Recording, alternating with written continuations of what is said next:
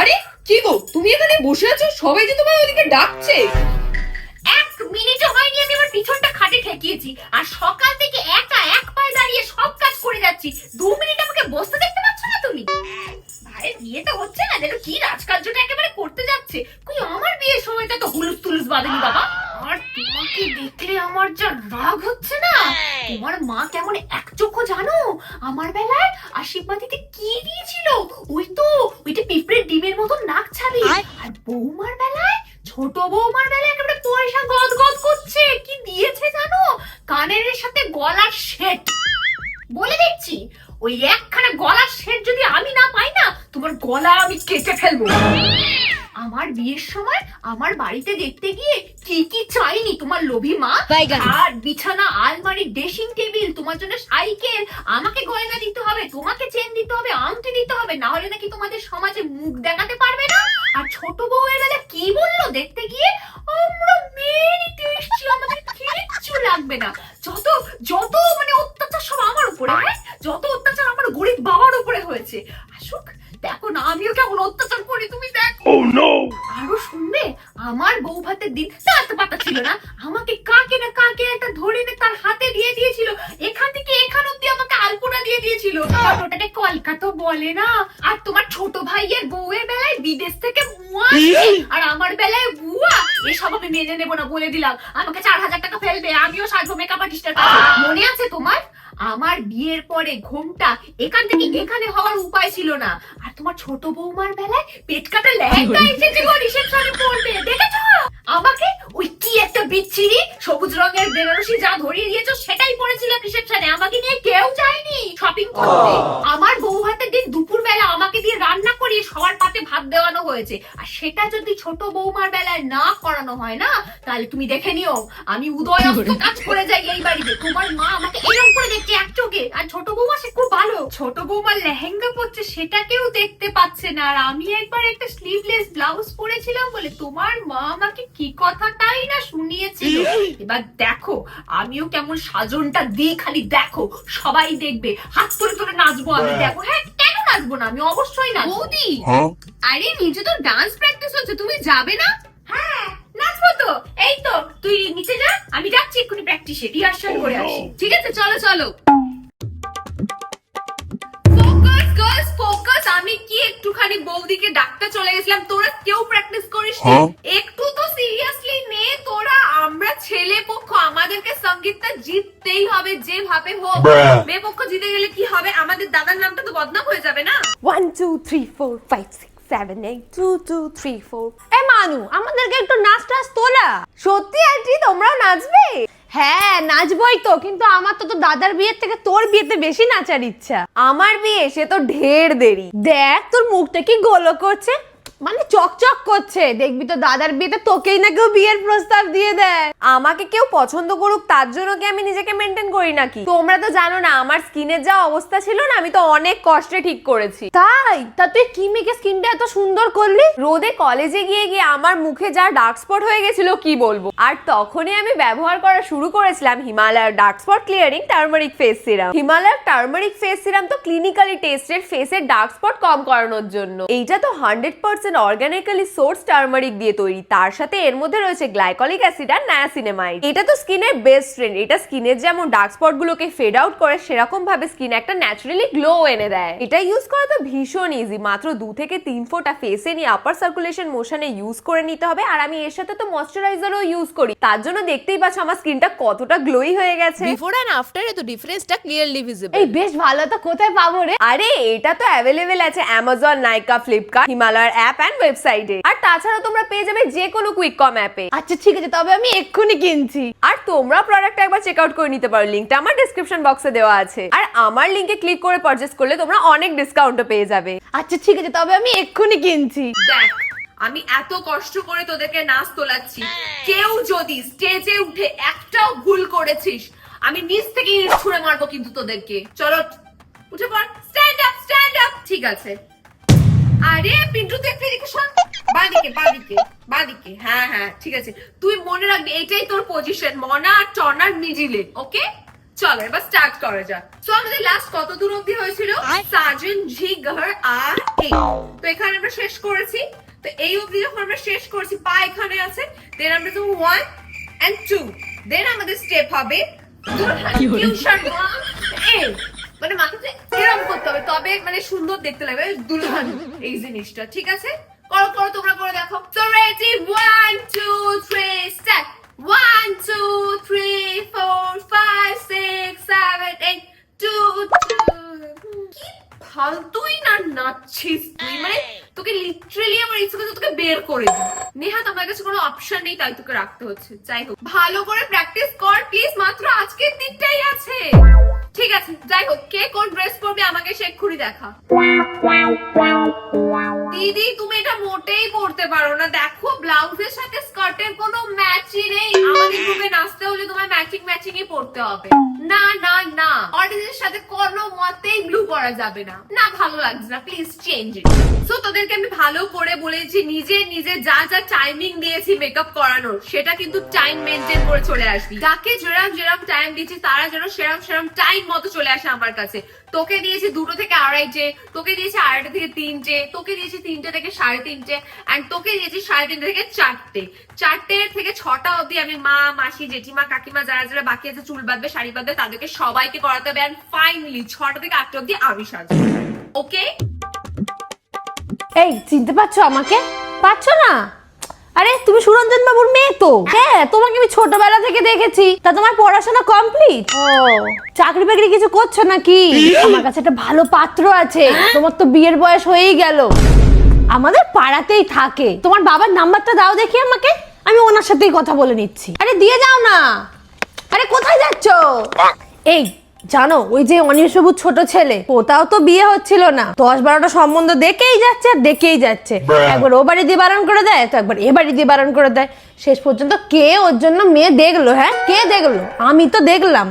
এই পাড়ার যতগুলো ছেলের বিয়ে হয়েছে তার সব কটারই তো মেয়ে আমি ঠিক করে দিয়েছি। আমি না থাকলে এ পাড়ায় তো কারোর বিয়েই হবে না। আমি এত ভালো ভালো মেয়ে এনে দিয়েছি না এ পাড়াতে, তোমার ভাবতে পারবে না। ওই যে দূরে ওই মেয়েটা দাঁড়িয়ে আছে, ওটা কে গো? ও পারুলের বান্ধবী মনে হয় না? মেয়েটাকে না আমার খুব মনে ধরেছে। আমার ছেলের জন্য অনেকদিন ধরে একটা মেয়ে খুঁজছি তো। যাই গিয়ে একটু কথা বলে আসি। হ্যাঁ, দাঁড়াও দাঁড়াও।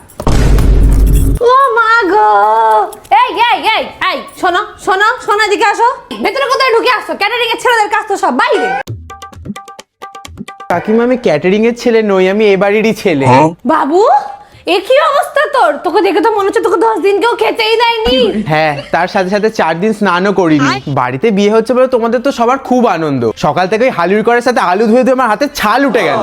যে পারছে বলছে এটা কর ওটা কর, ওইটা নিয়ে আয় এটা নিয়ে আয়। আমাকে সকালবেলা মইতে করে উপরে তুলেছিল, বলে তুই কি তিরপল বাঁধ, যদি আমি উপর দিয়ে নিচে পড়ে যেতাম তখন। আর একটু আগে আমি শীষ ডাব পাড়ার জন্য নারকেল গাছে উঠেছিলাম। একটু আগে আমাকে আম গাছে উঠতে বলছে, বলে আম পল্লব পেরে নিয়ে। একটু আগে গলির মুখে দাঁড়িয়ে আমি কোল্ড ড্রিঙ্কস খাচ্ছিলাম, তখন আমাকে একজন এসে বললে এগুলো গেস্টদের জন্য, যারা এখানে কাজ করতে এসেছে তাদের জন্য না। আমি এখানে কাজ করতে এসেছি, আমি এ বাড়ির ছেলে, আমি জিম করি। আর এই জিম করেই আমার যত কাল হয়েছে। সকাল থেকে সবাই আমাকে ভারী ভারী জিনিসই তুলিয়ে যাচ্ছে। এর থেকে ভালো আমি মেয়ে হতাম, সারাদিন একে তাকে নাচিয়ে বেড়াতাম। আর সকাল থেকে জেঠু আমাকে কাজ করিয়েই যাচ্ছে। এই চক্করে আমার 5 কিলো ওয়েট কমে গেছে। আমি যে 5,000 টাকা দিয়ে শেরবানিটা কিনলাম, সেটা বিয়েতে আমি পরবো কি করে? ওটা তখন ফতুয়ার মতন ঢলঢল করছে। এ বাড়িতে আর কারোর বিয়ে হলে আমি আসবোই না। আমি রাস্তা দিয়ে যাচ্ছিলাম, লোকে চা খেয়ে আমার হাতে ধরে দিচ্ছে, বলছে দাদাকে ফেলে দেবেন। আমি কি ডাস্টবিন?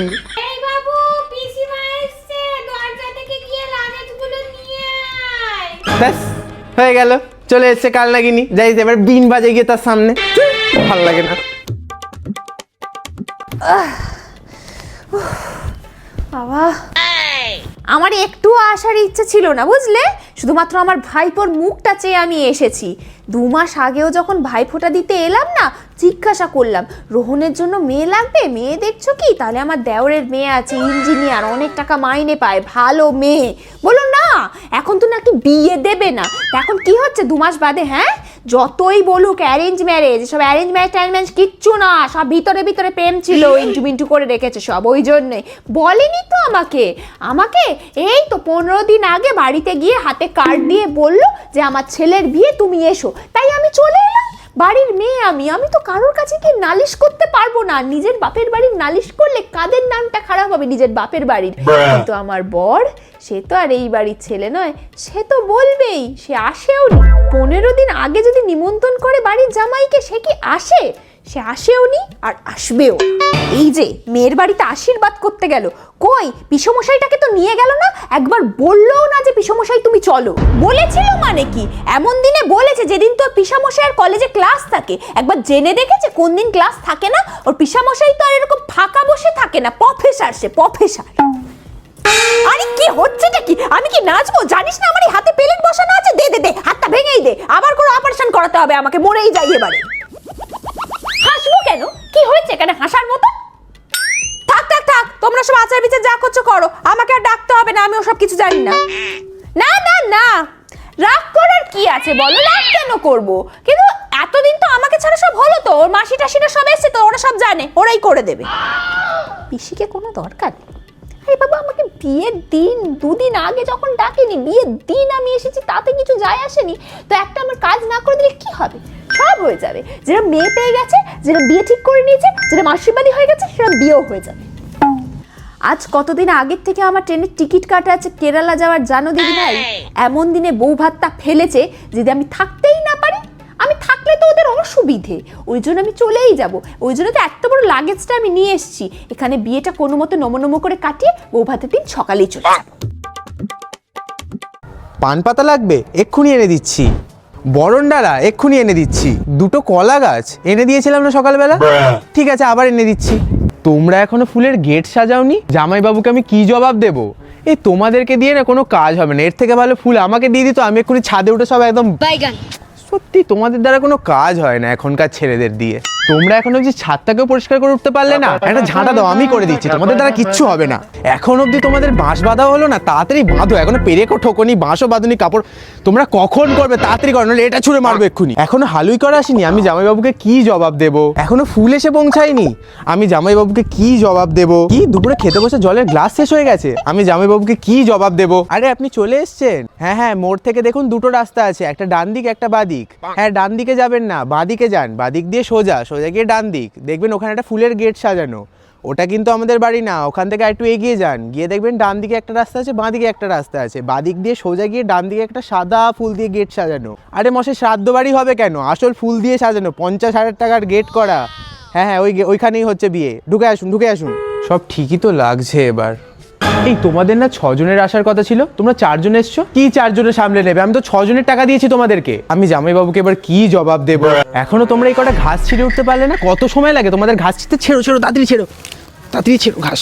এই কটা কাজ করবে, তাতেও এত সময়, মানে কি বলবো আর। করো তাড়াতাড়ি করো, আমি হাত লাগাচ্ছি, করো করো করো। আরে বাড়িটা এরকম মোড়া মোড়া কেন? এটা তো বিয়ে বাড়ি হচ্ছে। পিঙ্কি, গান চালা, নাচা হবে, নাচা সবাই। আরে দিদি, তুমি কখন এলে? আর বিয়ে বাড়িতে এরকম মুখটা বাংলা পাঁচার মতো করে রেখেছো কেন? পার্থদা আসেনি বলে মন খারাপ। আমি এক্ষুনি পার্থদাকে ফোন করছি, এক্ষুনি পার্থদাকে ফোন করছি। আমার ফোনটা গায়ে গেল। এই তো দেখো, এক্ষুনি পার্থদাকে ফোন করে বলবো আমার দিদিটার মন খারাপ, তুমি আসোনি বলে। আসো। হ্যালো পার্থদা, আরে তুমি আসো, আমাদের দিদি যেখানে হাসছে না তোমাকে ছাড়া।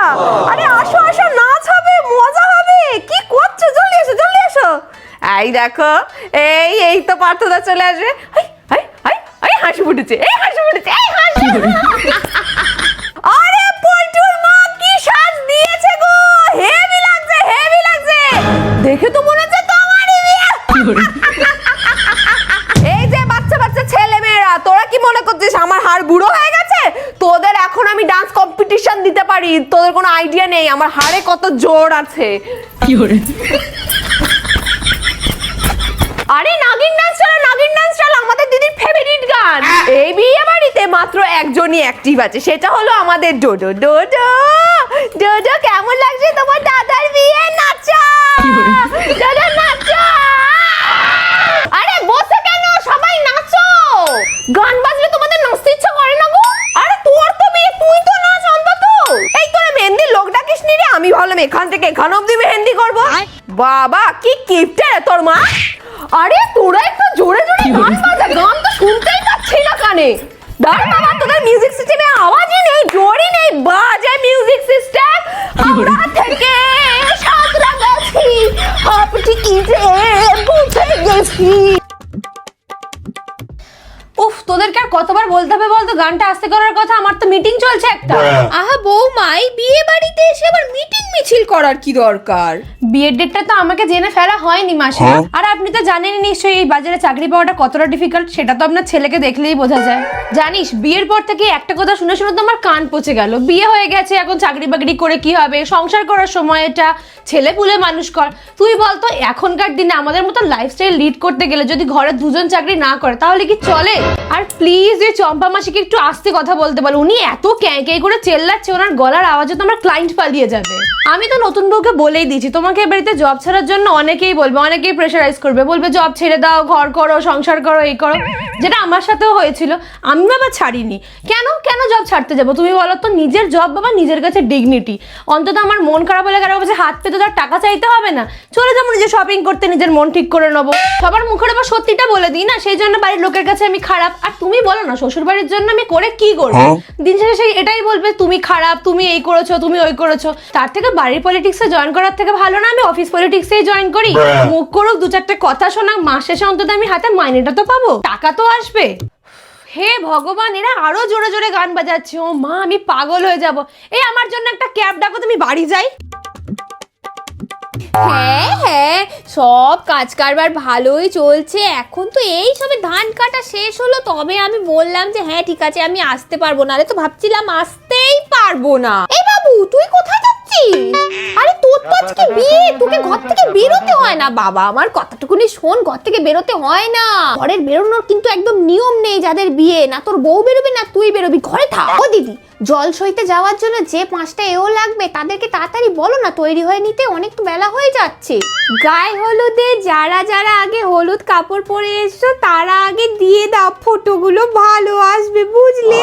ওই তো বরণডালার 5টা কুড়ির মধ্যে একটা করে হলুদ, একটা করে সুপারি, একটা পান, 1 টাকার কয়েন, একটা কড়ি আর একটু চাল দিয়ে দাও না। এটা কি কলা নিয়ে এসছো? আরে কাঁঠালি কলার ছড়া নিয়ে আসো, এই কলায় হবে না। এই মানু এই তোরা সব মিলে নাচ করবি? হ্যাঁ তাই তো বলি, আমাকে এখানে একটু নেচে দেখা তো। কেন তুমি যাবে না? আরে কি করে যাই বল না, দিদি ভাইকে তো বিয়ে দেখতে রে, একা থাকবে মানুষটা বাড়িতে, তাই আমি বললাম যে আমিই তোমার সাথে থাকবো। তোমার বউ নিয়ে আসার সময় যে নিয়ম টিয়ম রয়েছে সবগুলো তো আমাকেই দেখতে হবে, বল না চলে গেলে হয়। এই এই না মানে আমি এই যা আমার হাত ধরে টানছে, আমি নাচতে পারিনি মানু। আর এইসব নাচ গান আমাদের সময় ওরকম অত ছিল না, তবে দেখে কিন্তু ভারী মজা লাগছে। আরে না না, ওরম ভাবে নয়, ডান দিক দিয়ে না বাঁ দিক দিয়ে ঘুরতে হবে। রনকে বলবে আগে বাঁ পা দিয়ে খুঁড়িটা ভাঙতে। উফ, হচ্ছে না